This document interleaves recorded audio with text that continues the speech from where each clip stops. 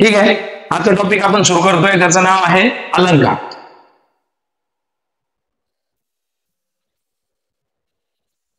अलंकार या टॉपिकवर पोलीस भरती, तलाठी भरती, ग्रामसेवक किंवा इतर स्पर्धा परीक्षा सर्व परीक्षांमध्ये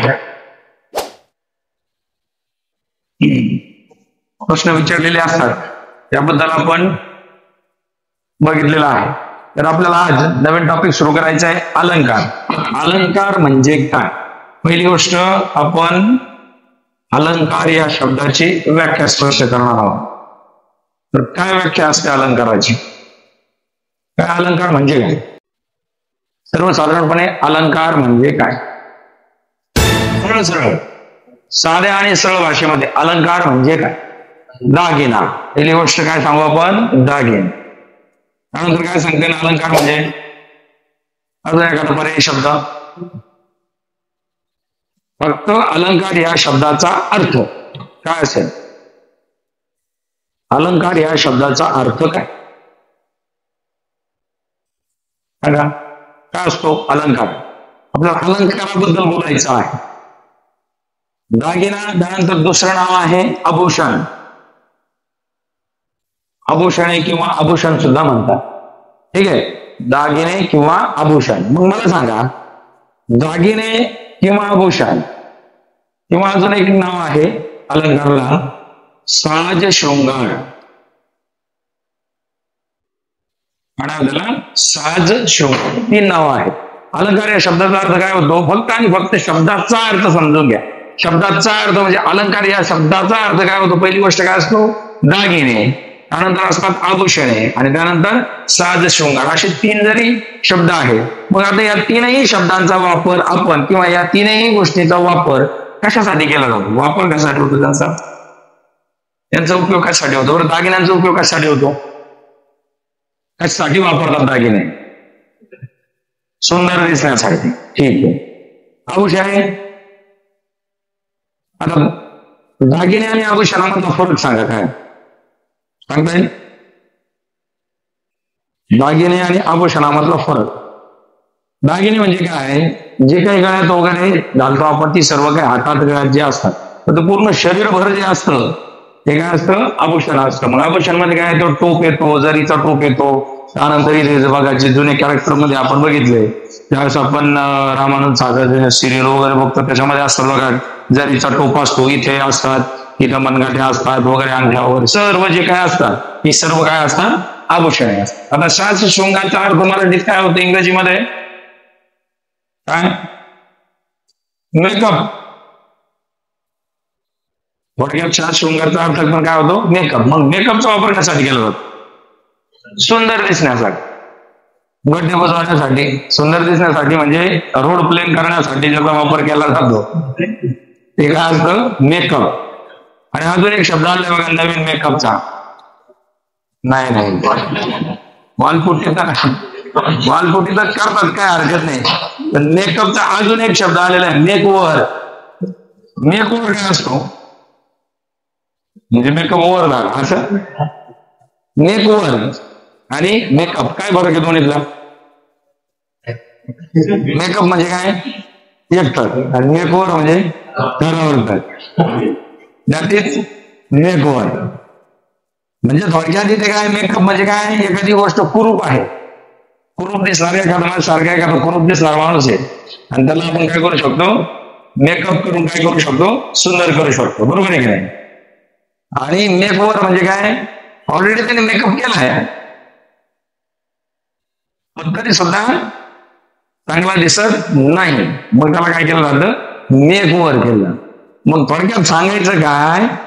अलंकार या शब्दाचा सर्व अर्थ आपण या ठिकाणी स्पष्ट करतो, आणि यातून एकच गोष्ट स्पष्ट होते. पण ती काय स्पष्ट होतं? सुंदर दिसणे. एकच उद्देश आहे सर्व या गोष्टीमध्ये, एकच गोष्ट स्पष्ट होते, आणि या सर्वांचा उद्देश काय आहे? की सुंदर दिसणे. मग आता अलंकार हे तर सर्व झालं अलंकाराच्या सर्वसाधारण व्याख्येबद्दल. मग मला सांगा, मराठी भाषेमध्ये अलंकाराची काय गरज पडली? जी मराठी भाषा आहे या भाषेमध्ये अलंकाराची गरज काय पडली? मग मराठी भाषेमध्ये अलंकार बघण्याच्या अगोदर आपल्याला मराठी भाषेच्या काही कन्सेप्ट त्या बघाव्या.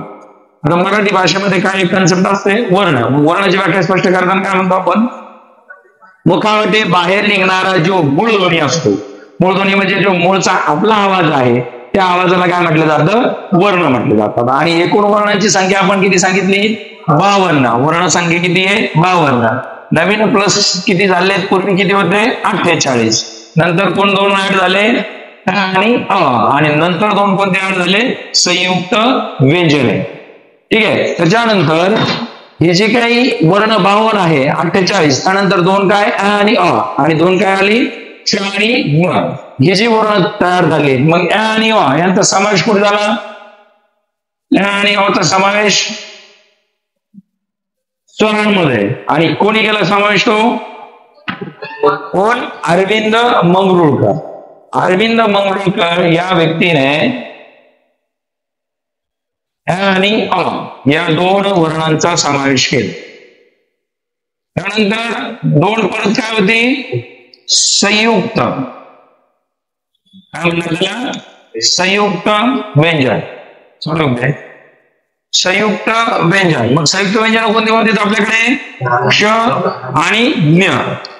ठीक आहे. आता परत एक समजून घ्या, आपल्याला भाषेपर्यंत जायचं आहे आणि भाषेला काय करायचं, आपल्याला सौंदर्य द्यायचंय. मग ते शिकण्याच्या अगोदर आपल्याला या गोष्टी माहिती असणं आवश्यक आहे. मग सर्वात आपण केले वर्ण, एकूण वर्णांची संख्या आपण बघितलं की परीक्षेमध्ये प्रश्न विचारले जातात की एकूण वर्णांची संख्या किती, तर एकूण वर्णांची संख्या किती सांगितली आहे, 52.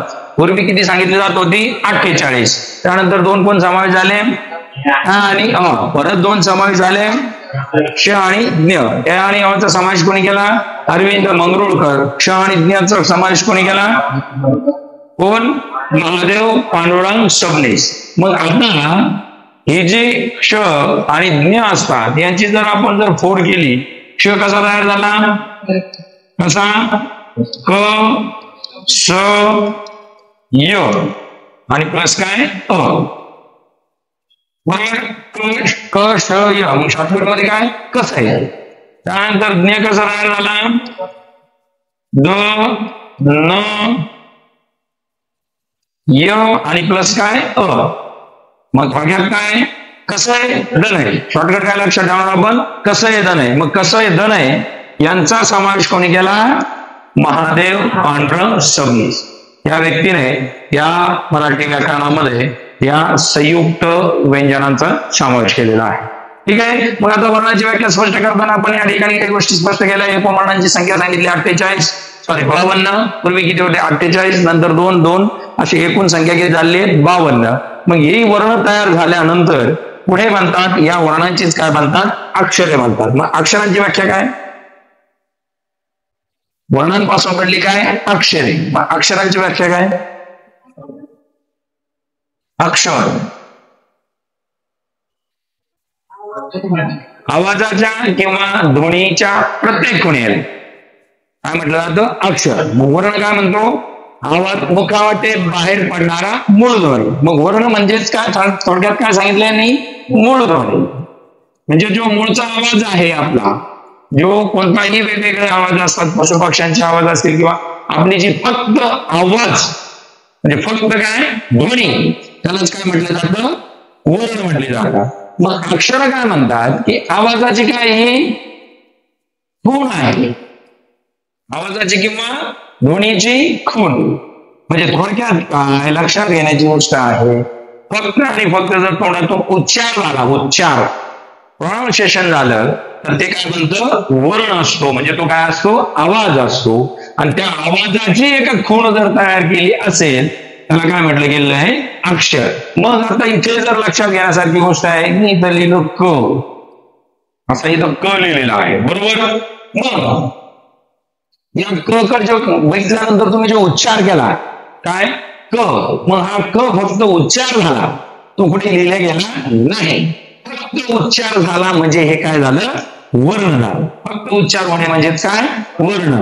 आणि जर त्या उच्चार झालेल्या वर्णाचं कुठेतरी लिखाण झालं, रायटिंग मध्ये आला तो, म्हणजे त्या आवाजाची ती काय झाली, खूण झाली.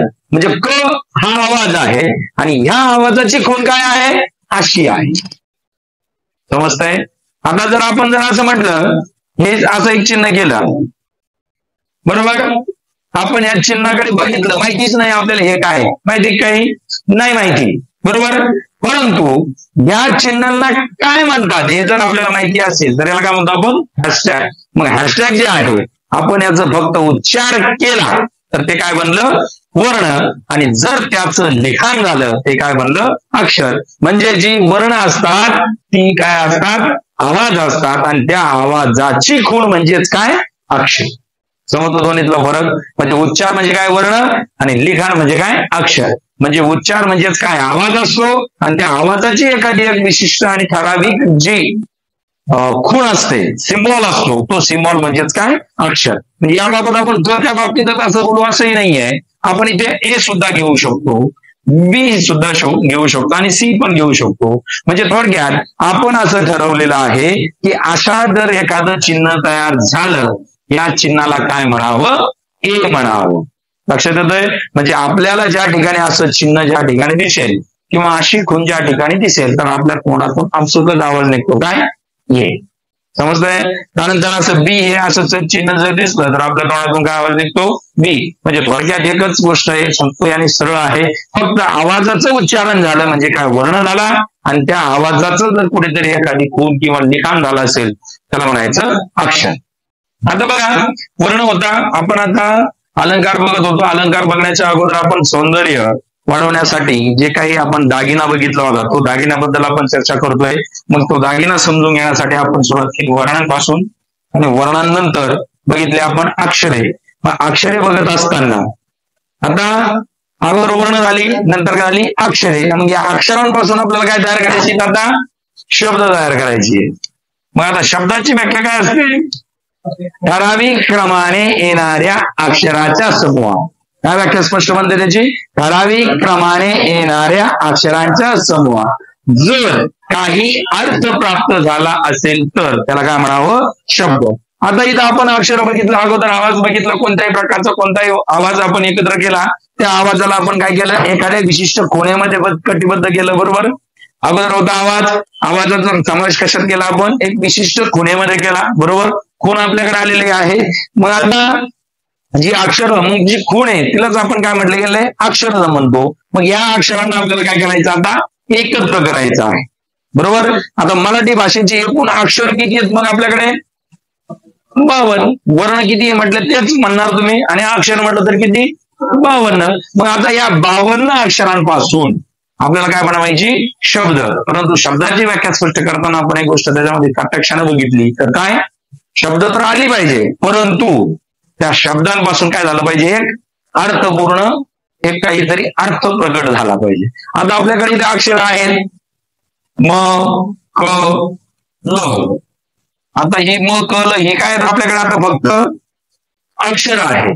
परंतु यांचा जर आपण ठराविक क्रम केला आणि एका योग्य पद्धतीने त्यांची जर मांडणी केली तर याचा आपल्याला एक काय बनतो, शब्द बनतो. मग आता म, क, ल असा शब्द तयार होईल का, नाही. परंतु यांची रचना आपण ठराविक क्रमाने जर केली तर थोडक्यात आपण अगोदर एक काय घेतलं, क घेतला, त्यानंतर हे वर्ण घेतलं, आणि मग नंतर हे वर्ण घेतलं, मग काय तयार झाला, कमल. मग आता हे जे कमल तयार झालं आणि यातून काय झालं, एक शब्द म्हणजे एक अर्थ प्रकट झाला, काहीतरी कमल याचा अर्थ आपण लक्षात ठेवला, बरोबर.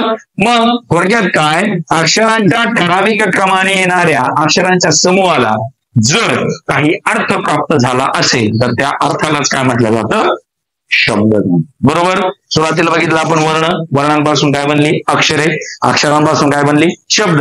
आता शब्द मिळून तयार होतात वाक्य.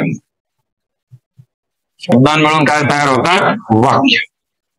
आता बघा, शब्द असतात, शब्दांपासून तयार होतात वाक्य. मग वाक्याची व्याख्या काय सांगतो आपण, पूर्ण अर्थाचे बोलणे किंवा अर्थपूर्ण बोलणे. दोन गोष्टी आहेत आपल्याकडे, पूर्ण अर्थाचे बोलणे किंवा अर्थपूर्ण बोलणे. आता बघा एक गोष्ट लक्षात घ्या, इथे आपण शब्द बघितले, अक्षर बघितले, आता शब्द आहेत आपल्याकडे. फॉर एक्झाम्पल काय, राम आंबा खातो. आता यातलं हे र हे काय, अक्षर आहे, परंतु या 52 वर्णांचा वापर करून आपण तयार काय केला, शब्द तयार केला, बरोबर. म्हणजे र हा फक्त उच्चार झाला तर काय होईल ते, वर्ण.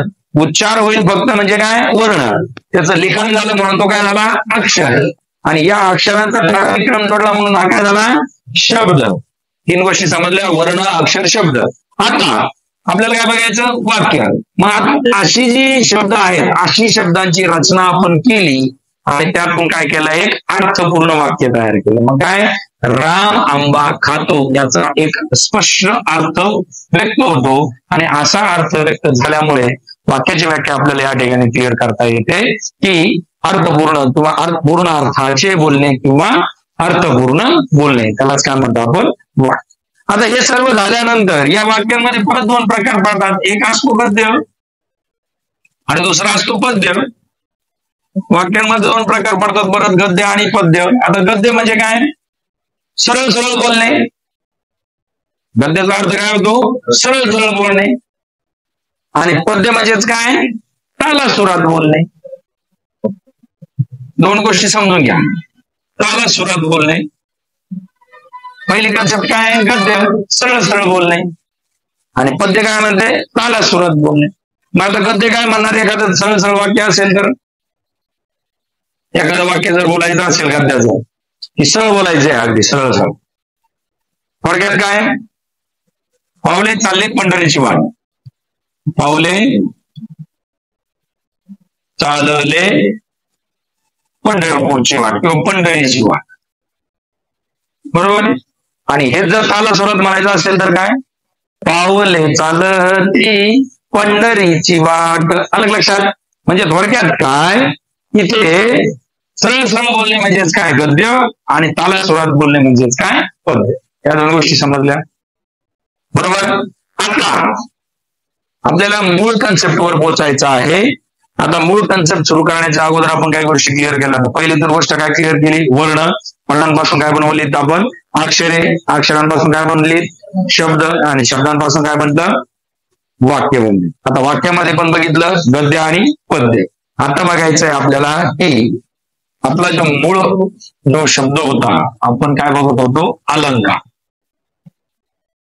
हा जो अलंकार आहे, अलंकाराची व्याख्या काय म्हणते की भाषेचे सौंदर्य. आता भाषेला सौंदर्य प्राप्त करायचं आहे, परंतु आता हे त्यानंतर आपण गद्य पद्य बघितल्यानंतर अजून एक व्याख्या त्याच्यामध्ये मिस झाली होती, ती व्याख्या होती भाषा. भाषेचं डेफिनेशन काय असेल सांगा बरं. तीन प्रकारचे डेफिनेशन आपण घेऊ शकतो. कोणते कोणते डेफिनेशन आहे सांगा बरं. भाषेच्या तीन डेफिनेशन आहेत वेगवेगळ्या. विचार व्यक्त करण्याचे साधन, दुसरं ऐकणारा व बोलणारा यांच्यामधला पूल, आणि तिसरं डेफिनेशन काय होती